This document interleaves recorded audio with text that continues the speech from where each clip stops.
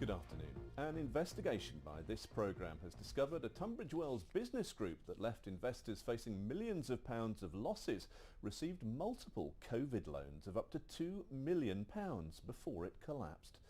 Joint ventures in property told investors their funds would be used to purchase, refurbish or develop properties, but has left more than 140 people £30 million out of pocket. Documents appear to show that many companies in the JVIP Group received more than 40 bounce-back loans, each of around £50,000. Our special correspondent bounce-back loans, each of around £50,000. Our special correspondent Colin Campbell has this exclusive story update. We established joint ventures in property in 2002. It's a business that left a wake of devastated private investors. I feel betrayed, really. It has been a very painful process.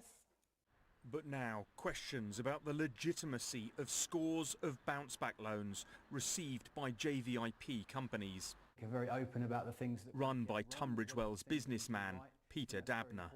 We've analysed documents filed at Companies House of JVIP's 140 associated companies and discovered more than 40 of them showed debts to banks, mainly Barclays' insolvency team, of either £50,000 or just a bit less. These debts, we understand, are COVID bounce-back loans received by companies that Peter Dabner was director of in 2020. In total, these bounce-back loans add up to almost £2 million. The Bounce Back Loan Scheme is designed to support UK smaller businesses. As COVID shut down the economy, the government announced a rescue package for small companies. A loan of up to £50,000, simple to apply for, paid out within a day. Trained accountant Vicky Harper invested in 2 Tunbridge Wells flats being renovated by one of the associated JVIP Group companies. But she was shocked to discover the company she had invested in had received a bounce-back loan of at least £45,000. The maximum you could borrow was £50,000 or 25% of your turnover. So that would be suggesting that this company had a £200,000 turnover. I don't see how that is possible. If you're renting 2 flats out in Tunbridge Wells, I think with all the will in the world, you're not going to get £200,000 of rental income. We're also one of the companies that... We repeatedly asked Peter Dabner why companies in the JVIP Group had applied for so many bounce-back loans and whether the applications were illegitimate. He did not respond.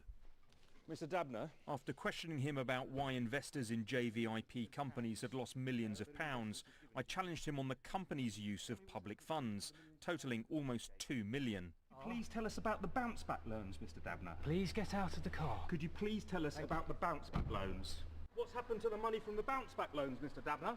Though tight-lipped in person, in an email Peter Dabner told us he refutes entirely and without reservation any suggestion of wrongdoing or fraud in the management of JVIP, adding that what happened to the companies would be fully scrutinised during the insolvency process. Well, Colin is with me now. Colin, what are the police saying? Well, the police say they're continuing their inquiries into circumstances surrounding allegations of property investment fraud in the Tunbridge Wells area. The police describe their investigation as live and ongoing, and for that reason they say they can't comment further. Now, it seems Barclays Bank handed over almost £1.8 million to JVIP associated companies. Barclays says it can't comment for customer confidentiality reasons. The bank does, however, say that bounce-back loans were provided on a non-advised basis, with borrowers self-attesting to their eligibility, of effectively approving themselves. We should point out that Peter Dabner strongly denies any wrongdoing. Thanks, Colin.